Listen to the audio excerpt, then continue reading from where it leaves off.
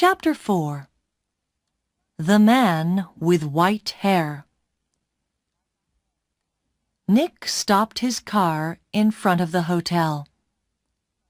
He looked carefully before he got out, but there was nobody with white hair near the hotel. He half ran through the hotel doors and went to the desk inside. "I'm looking for a man with very short white hair," he said to the woman behind the desk. "He's staying here, I think. He's about 60 years old, and he's tall and thin." The woman did not look very interested. "There are a lot of visitors in the hotel," she said. "Do you know his name?" "No, I don't," Nick said. "He's a friend of a friend, you see. He arrived in Vancouver yesterday, and I must find him. It's very important. Please help me." The woman looked at him. "There are 350 rooms in this hotel," she said, "and maybe 30 or 40 men with white hair. How can I remember all their names?" She turned away to answer a telephone call. Nick walked away from the desk. "A drink," he thought. "I need a drink." He went into the hotel bar, got a drink, and sat down at a table. "So, what do I do now?" he thought. And then he remembered something. A letter in the girl's half-open bag in the Whistler Cafe. "And we can meet at the Empress Hotel, Victoria, Vancouver Island, on Friday afternoon." And tomorrow was Friday. "I'm going to Victoria, on Vancouver Island," he thought. "To the Empress Hotel." Nick had dinner in the hotel that evening. He finished eating and got up from his table and saw the man with white hair. Nick moved quickly. The man was at the hotel desk. Nick could see the white head above the other heads near the desk. "Excuse me," said Nick. He pushed past the people in the hotel restaurant. A small boy ran in front of him, and Nick ran into him. The boy and Nick fell down on the floor. The boy began to cry. "Hey!" said a woman behind Nick. "I'm very sorry," said Nick. He got up and helped the boy to his feet. "Are you okay?" he asked the boy. "Be more careful next time," said the woman. Nick moved away quickly, but when he looked back at the hotel desk, he couldn't see the man with white hair. He pushed through the crowd of people. "That man!" he shouted at the woman behind the desk. "That man with short white hair! Where did he go?" The woman looked at Nick. "Mr. Vickers," she said. "I don't know." "Vickers? Is that his name?" said Nick. "What's his room number?" "I'm sorry, I can't tell you that," the woman said. "But I need to—" began Nick. The woman turned away to answer the telephone. After a second or two, Nick went upstairs to his room. Vickers, he thought. Does Meg Hudson know Mr. Vickers? I need some answers, and I need them quickly. Chapter 5. Vancouver Island.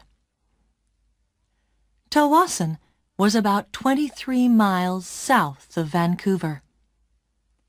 Nick drove there in his car the next morning for the 1 o'clock ferry to Vancouver Island. Every 5 minutes he looked behind him. The road was busy. Black cars, white cars, red cars, green cars. Maybe Vickers was in one of them. At Tawasin, Nick drove his car onto the ferry. There were a lot of cars and crowds of people. Nick got out of his car and walked up and down the ship. He looked for a man with white hair, but he didn't see one. Soon the ferry began to move, and Nick felt better. He found the ferry restaurant and got something to eat. More people came in. Nick looked at the faces of all the older men. Some had hats on, so he looked for somebody tall and thin. But there was nobody. Maybe he's not on the ferry, Nick thought. Maybe he's back in Vancouver.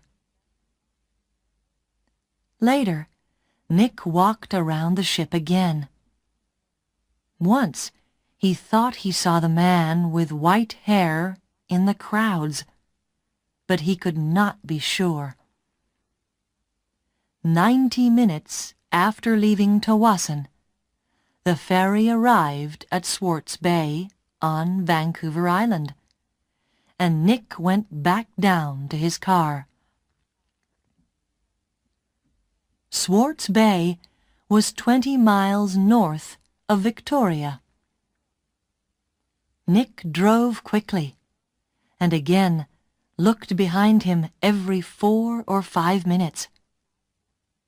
Once he saw a red car about 200 yards behind him. Did I see that car on the road from Vancouver to Tawasin? He thought. He drove more slowly, but the red car still stayed 200 yards behind him, and Nick couldn't see the driver's face or hair. Soon he was in the busy streets of Victoria, and Nick didn't see the red car behind him again. Victoria was a city of gardens and beautiful old buildings. Nick liked Victoria very much, but today he wasn't interested in gardens or buildings. He found the Empress Hotel, went inside, and walked across to the desk. "Can I help you?" a young man asked Nick. "I'm meeting a friend here this afternoon," said Nick. "Miss Hudson." "Hudson," said the young man. "Wait a minute." He went away and came back. "Sorry, but there's no Miss Hudson staying here." Nick took something from his pocket. It was the photograph of Meg and her father, from the magazine. "This is her," he said. The young man looked at the picture. "Oh, right! You mean Howard Hudson's daughter," he said. "She's not staying here, but I saw her 10 or 15 minutes ago. She was with somebody, a man. He asked me about the tea room." "The tea room," said Nick. "Where's that?" The man with short white hair was tired. He couldn't sleep, and he couldn't eat. He thought about only one thing all the time. He drove and he watched, and he waited and he followed. When he drove into Victoria, the streets were busy, and suddenly he lost the blue car in front of him. Angrily, he drove around the city, past all the big hotels. "I must find him," he said. "I must do it today." Then he saw the Empress Hotel, and in the street outside it, a blue car.